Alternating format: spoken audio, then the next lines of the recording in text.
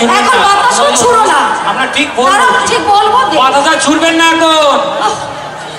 শুধু বাতাসা বাতাসা বাতাসা। বাতাসা দিলেই পূর্ণ হবে? মুখে তো লাগবে, মাথায় লাগবে। সবাই তোলো, বাহু তোলো।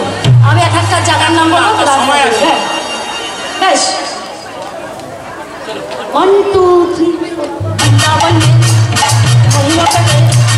राधा कुंड में